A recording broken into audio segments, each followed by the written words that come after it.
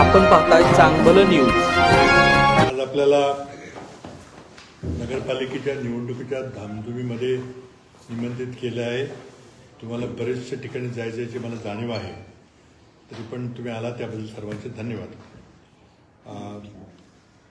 काँग्रेस पक्षानं कराड नगरपालिका आपल्या चिन्हावर लढायचा निर्णय घेतलेला आहे, आपल्या सर्वांना माहिती आहे।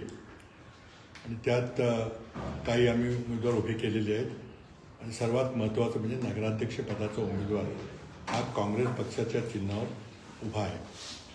त्याचा सर्वांनी मी प्रचार केलेला आहे। काही नेते, बाहेरचे नेते आले होते प्रचाराला, आजही काही नेते येणार आहेत, त्यामुळे ताकदीने आम्ही प्रचार केलेला आहे। आमची परिस्थिती काही फार चांगली नव्हती, पण आता प्रचारानंतर खूप चांगली चौरंगी लढतीमध्ये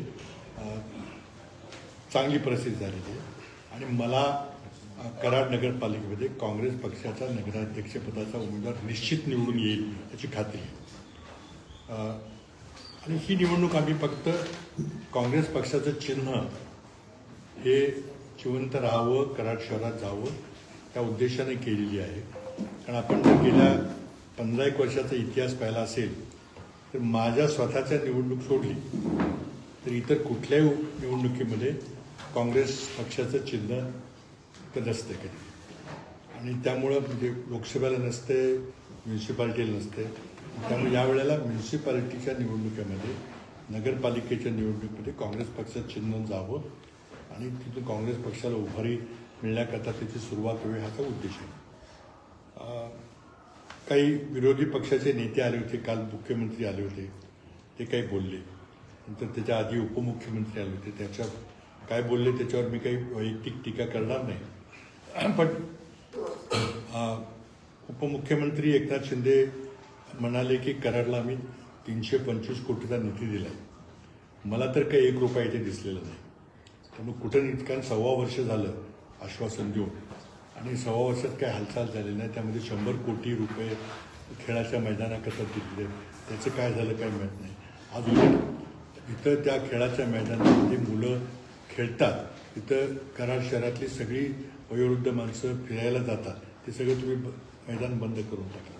तुम्हाला जो कार्यक्रम करायचा असेल करायचा होता, पण जोपर्यंत काम सुरू होत नाही, जोपर्यंत तुमच्या हातात पैसे येत नाही, तोपर्यंत तुम्ही मैदान बंद करायचं काही कारण नव्हतं। पण आता निधी कमी पडू देणार नाही, प्रत्येक मुख्यमंत्री उपमुख्यमंत्री बोलतो, पण शेवटी काही दिसत नाही। मुख्यमंत्री महोदयांनी पण काही आश्वासनं दिली, पण दोघंही लाडकी बहीण योजनेबद्दल बोलले।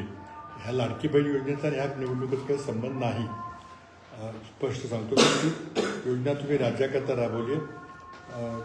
त्याचबरोबर त्यामुळं त्या विरोधी पक्षाच्या नेत्याबद्दल काही बोलायचं काही कारण नाही। स्थानिक नेते काय बोलले ते त्यावेळी लक्ष देणं बरोबर नाही।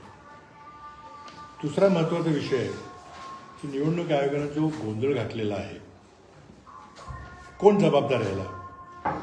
तुमची तयारी नव्हती तर तुम्ही इतक्या घाईगर्दीमध्ये निवडणुका का जाहीर केल्या? त्याचबरोबर आता तुम्ही शेवटच्या दिवशी, मतदानाच्या आदल्या दिवशी तुम्ही 10-20 नगरपालिकेच्या निवडणुका पुढे ढकलताय।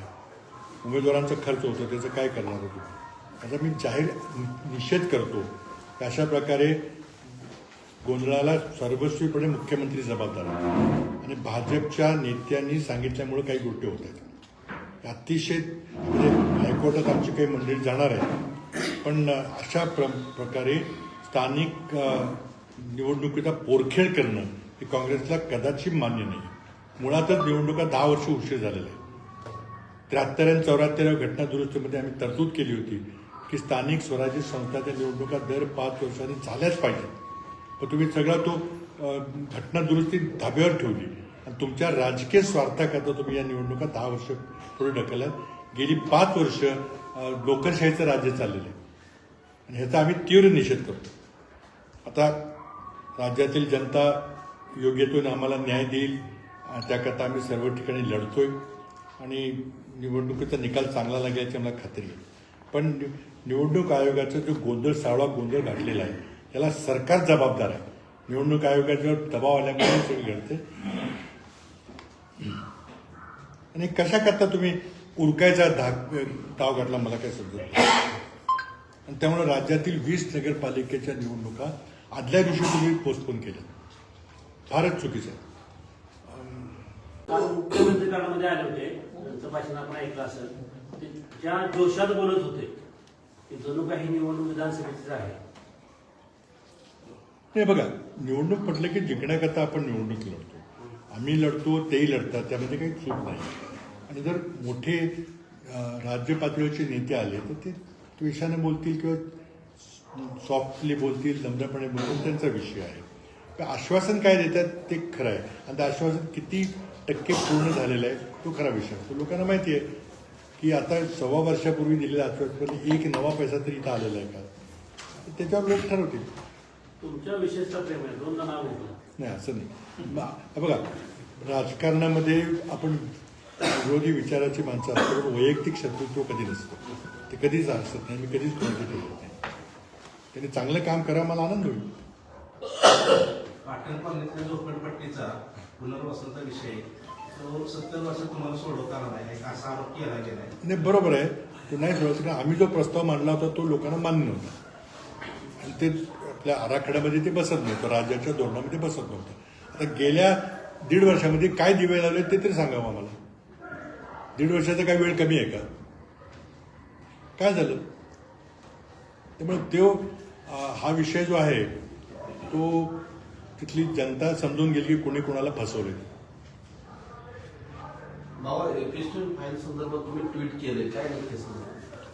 बघा, हा एफस्टीन फाईलचा विषय हा राज्य पातळीचा नाही आहे, हा कराडचा तर नाहीच आहे, हा देश पातळीचा आहे. विषय फार गंभीर आहे, त्याचे राजकीय परिणाम फार मोठे गंभीर होणार आहेत. पण कराडला इथं या व्यासपीठावर ते बोलणं उचित नाही. कदाचित तुम्हाला आश्चर्य वाटेल, उद्या देशाचा पंतप्रधान मराठी माणूस होऊ शकेल या महिन्यापर्यंत.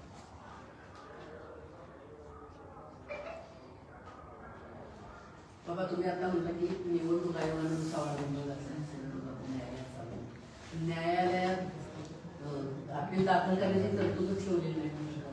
आता त्यात सगळं तिथं आमची MPCC मध्ये मुंबईला आमची माणसं न्यायिक तयारी करतात. माझं म्हणणं काय आहे की ठीक आहे, तुमचं सगळे लोक ऐकतात, आम्हाला न्याय मिळणार नाही कुठंच, मला माहिती आहे.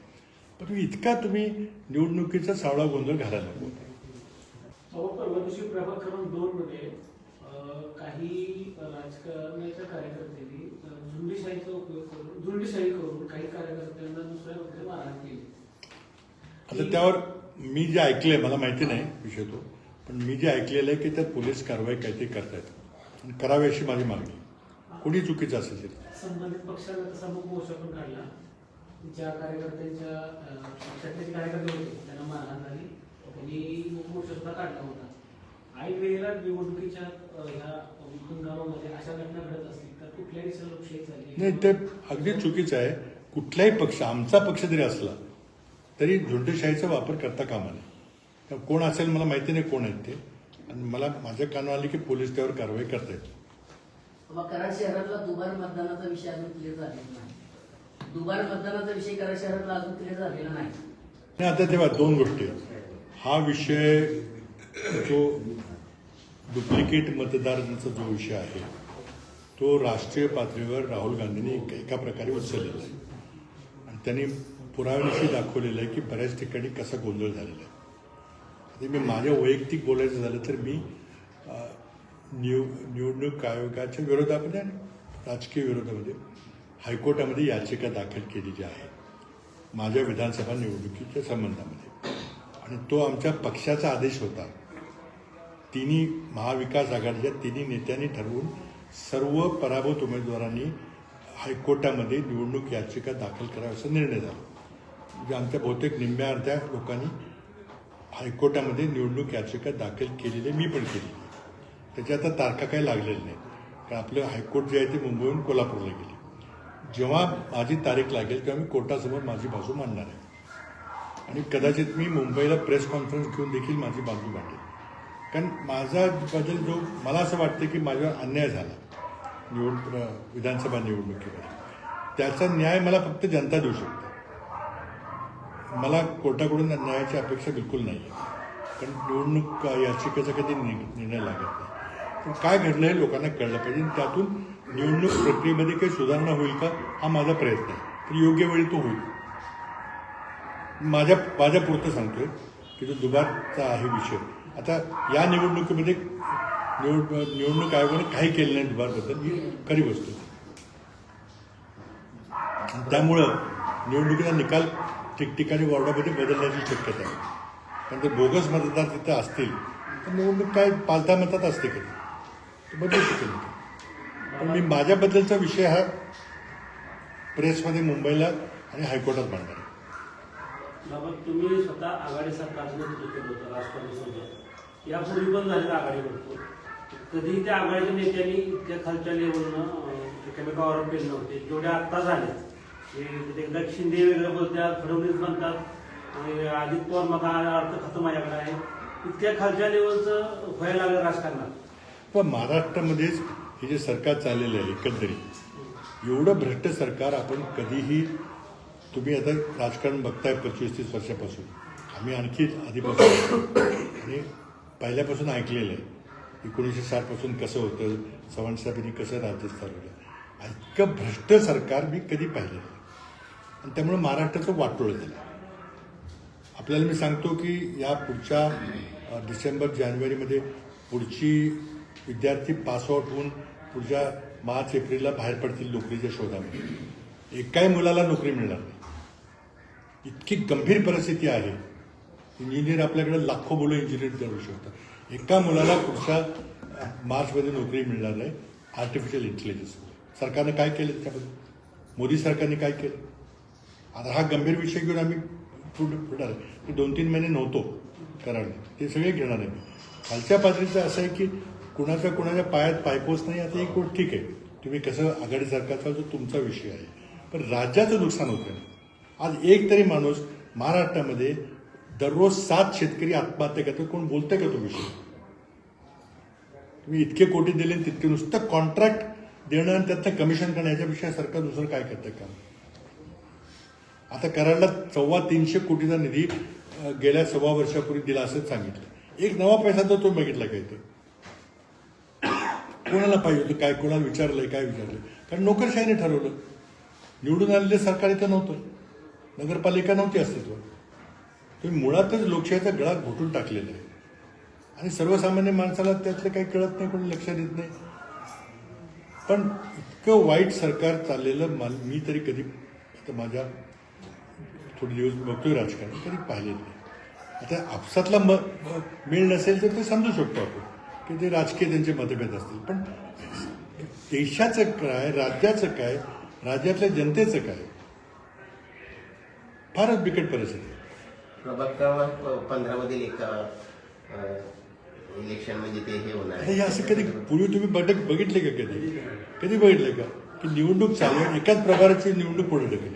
काय आज महाबळेश्वरची मारतो फलटणची ढकलली पुढे, काय त्याला लॉजिक आहे? म्हणजे काय कसला फरकेळ झाला?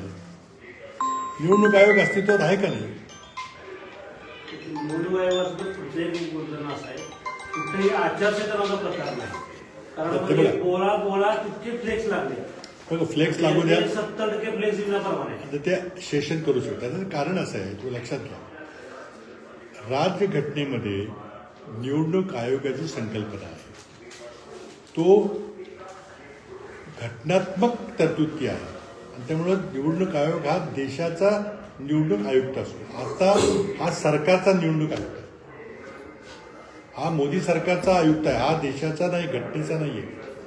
आणि ती आमची प्रमुख मागणी असेल की पुन्हा निवडणूक आयुक्त निवडायचा कायदा पुन्हा बदलला पाहिजे. आता सरकारने ज्या माणसांना नेमलंय ती माणसं सरकारचा निर्णय घेणार. आम्ही माझ्या स्वतःच्या निवडणुकीमध्ये 6000 दुबार मतदारांची नावं मी निवडणूक आयुक्ताकडे दिली. याचं त्यांना विचारा, त्यांना अधिकार आहे कुठेही मतदान करायचं. तुम्हाला दोघांपैकी एक कुठं करायचं सांगा. आणि त्या ठिकाणी 2 ठिकाणी जर मतदान केलं असेल तर 1 वर्षाची शिक्षा आहे. माझ्याकडे आकडे नाहीत कुणी मतदान केलं नाही केलं, निवडणूक आयोगाकडे आहेत. आम्ही मागणी करणार आहे की आमच्या मतदारसंघामध्ये ज्या लोकांनी 2-2दा मतदान केले त्यांच्यावर काहीतरी कारवाई करा. निदान ते यादीत नाही त्यांची नावं तरी वगळा, नाही तर जिल्हा परिषदेला आम्हाला काही स्थान राहणार नाही. ह्या सगळ्या निवडणुका चोरलेल्या आहेत भाजपने 100%. आता दक्षिण मधल्या बोगस मतदानाविरोधात गणेश पवार 55 दिवस झाले. 2 महिने होत आले तिला आंदोलन असलंय. तर त्या बोगस मतदानावर चौकशी यांचं ऑब्जेक्शन आहे प्रांतांच्यावर निवडणूक अधिकारी म्हणून, आणि चौकशी पण तेच करणार असं कसं? सुरेश जे आंदोलन करतायत बोगस मतदानाकडे करारबद्दल त्याचं मी अभिनंदन करतो. मी भेटलो त्यांना, खूप धाडसी पाऊल आहे. पण आमचा हाच मतभेदाचा मुद्दा काय आहे की निवडणूक आयोग ही सुप्रीम कोर्टासारखी किंवा सर्वोच्च न्यायालयासारखी संस्था आहे. ती कुठल्या सरकारची संस्था नाही आहे. सरकार येतं जातं. पण निवडणूक आयोग हा निपक्षपाती त्यांनी निवडणुका लढवल्या पाहिजे. लोकशाहीला काही अर्थ नाही. आता ते होत नाही. त्यामुळे तुम्ही काही आंदोलन करा, कुठं राहुल गांधींनी काही डोकं फोडलं तरी काही होणार नाही. कारण ते मोदी सरकारचा निवडणूक आयोग आहे. काहीच करणार नाही. ऐकायलाच तयार नाही. त्याचा मार्ग काय? मार्ग बघा, आम्हाला न्यायालयाकडून अपेक्षा आहे. आम्ही न्यायालयात चालू. न्यायालयाने किमान निवडणूक आयोगाला काही आदेश टाकायचे. आता मतदान याद्या आम्हाला देतात, कागदी याद्या देतात, त्यात फोटो असतात. आता तुम्हाला इलेक्ट्रॉनिक पद्धती याद्या द्यायला काय अडचण आहे? पूर्वी देत होता, आता बंद का केलं? मी माझ्या मतदारसंघामध्ये 48,000 मतदार दुबार आहेत. तर यादी मी आत्ता तुम्हाला पाहिजे असलं आत्ता इथे दाखवतो. माझ्याकडे प्रिंटेड यादी आहे. त्यात माझं म्हणणं काय की त्यातलं एका ठिकाणी करा ना तुम्ही. नंतर शेजारचे जे 5 मतदारसंघातले आहेत, इस्लामपूर, उत्तर कराड, पाटण, शिराळा आणि पलूसकडेकर, तिथली ना आमची नावं कॉमन आहेत. आता त्या इस्लामपूरच्या येडे बचतदार आणि रेट्रेबुजूर किती अंतर आहे? तिथं मतदान करून इथं येता येतं त्याला. आता त्या 2 ठिकाणी त्या माणसाने मतदान केले की आम्हाला माहीत नाही, निवडणूक आयोग सांगू शकेल. त्याला कोर्टाने आदेश दिले पाहिजे की तुम्ही यादी आम्हाला सादर करा. आमची मूळ मागणी आहे की निवडणूक आयोग बोगस आहे. खालचा असेल आणि तो वरचा असेल, कारण तो निपक्षपाती नाही आहे. सुप्रीम कोर्टाने आदेश दिले होते की निवडणूक आयोग कसा निवडा म्हणून दिली होती. मोदी सरकारने त्याला ताब्यावर बसवलं. निवड समिती केली आहे. कोणाकोणाची आहे? एक नरेंद्र मोदी, एक अमित शहा आणि एक विरोधी पक्ष नेते. काय तिथे चालणारे विरोधी पक्ष नेते? तुम्हाला पाहिजे ते माणसं तुम्ही नेमताय. म्हणून निवडणूक प्रक्रिया पारदर्शक नाही आहे. राहुल गांधींना परदेशात सुद्धा बोलावलं. परवा पाकिस्तानमध्ये ज्या डेव्हलपमेंट झाल्या, इम्रान खानचा मृत्यू झाला अशी अफवा आली होती. नंतर हुकुमशाह अध्यक्षांनी काय घटनात बदलून घेतल्या, त्याचा काय परिणाम भारतावर होणार होऊ शकतो? तसं नाही घडणार. भारताची लोकशाही तशी मजबूत आहे. पण भारतीय जनता पक्षामध्ये काय बदल होतात ते आता वाट बघूया. तिथं पण हुकुमशाह घटना बदलतात, आपल्यात पण चाललेच घटना बदला इतकं सोपं नाही आहे. पण काय करतात ते, घटना न बदलता घटनेची जी माणसं घटनात्मक पदावर बसले आहेत त्यांना मॅनेज करतात. जसं निवडणूक आहे, किंवा इतर अनेक उदाहरणं आहेत. आणि त्यामुळं आपल्याला दिसायला देखावा दिसतो की काय लोकशाही चाललेली आहे. लोक लांब रांगा लावून मतं देत आहेत, बोटं दाखवत आहेत.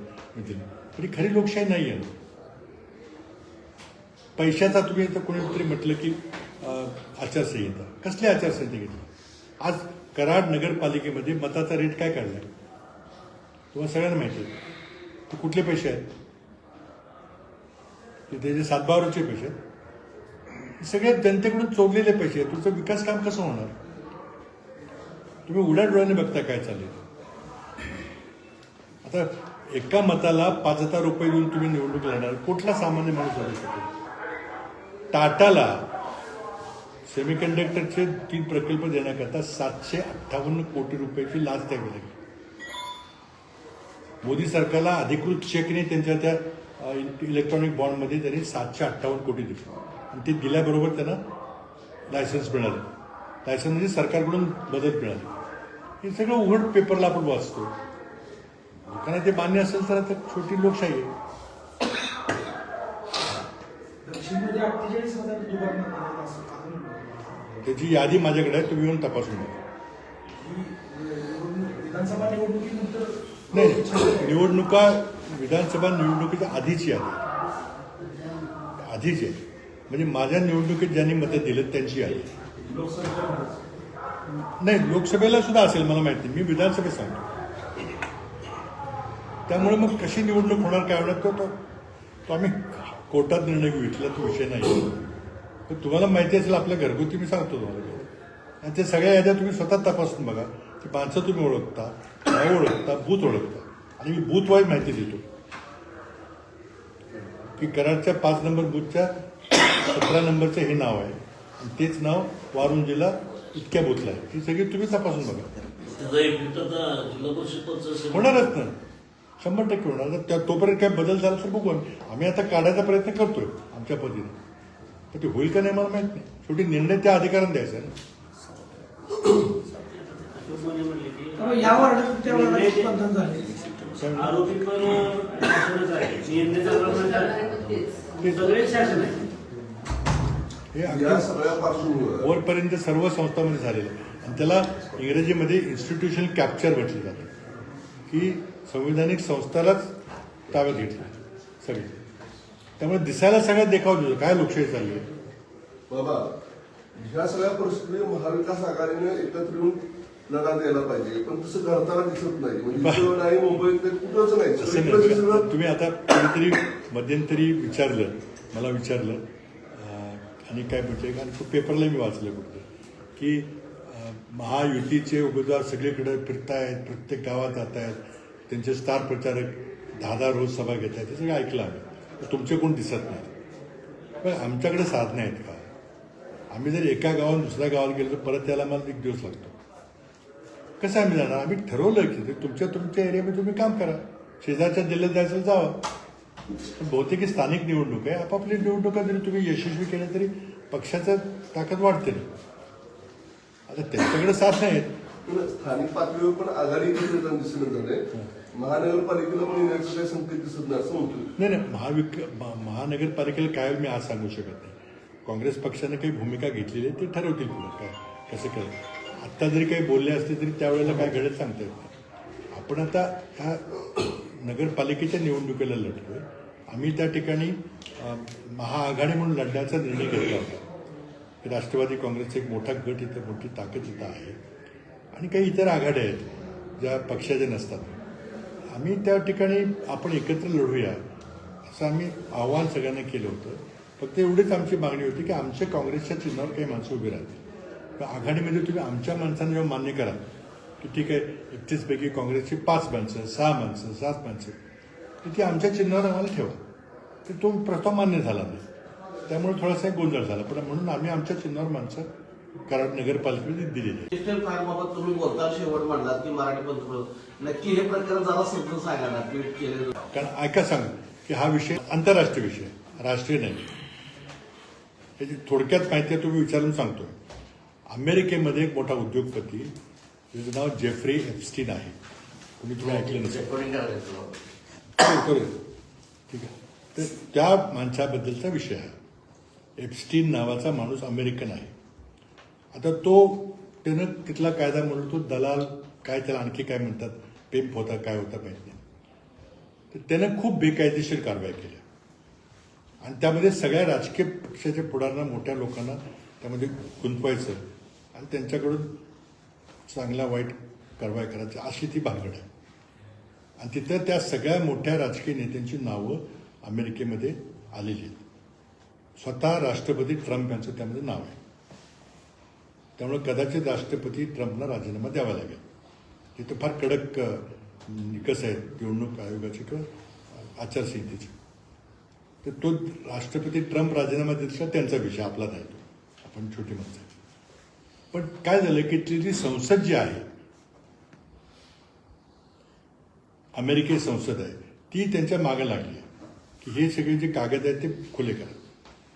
ते राष्ट्रपती काही खुले करायला तयार नाही, कारण त्यात अडचणीची नावं येऊ शकतात. म्हणून हा प्रकार अमेरिकेमध्ये गेल्या 6 महिन्यापासून गाजतोय. आपण काही लक्ष दिलं नाही, कारण आपल्या डोक्यावरचा विषय आहे.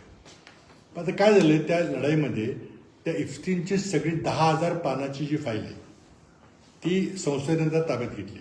संसद आपल्या संसदेपेक्षा 100 पट ताकदवर आहे. आपल्या संसदेचा काय अधिकार नाही. आता ती कागद त्यांनी 10,000 कागद त्यांनी घेतले. त्यामध्ये आता कागदामध्ये सगळ्याच असणार आहे काय, तर ते संसद प्रकाशित करेल का ती नाव, हा विषय आहे. मोठा विषय आंतरराष्ट्रीय पातळीवर. तुम्ही जर आंतरराष्ट्रीय पेपरचा आजच्या घडीला तो सर्वात मोठा विषय आहे. आणि सुब्रमण्यम स्वामींनी त्याबद्दल एक व्हिडिओ केला, तो बघा तुम्ही, HW न्यूजवर आहे. ते म्हणतात मला कागद मिळतील. त्यांना आता कुठून मिळणार तर ते अमेरिकेत मिळतील, त्याचे चांगले संबंध आहेत. ते मिळाले की मी काय ते पुढचं सांगेन. त्यामध्ये आज कदाचित संसदेमध्ये त्याबद्दल गदारोळ होईल. तो झाला की मग पुढं आपण बोलू. आणि आता टी व्हीवर मी तिथं दिल्लीला किंवा मुंबईला बोलेन जास्त, पण मी काय बोललो, एक वाक्य बोललो, त्याचा तुम्हाला अर्थ काय काढायचा तो काढा. मी काय म्हटलं की मराठी माणूस पंतप्रधान होण्याची शक्यता आहे, यातलं काय अर्थ काढायचं तो काढा.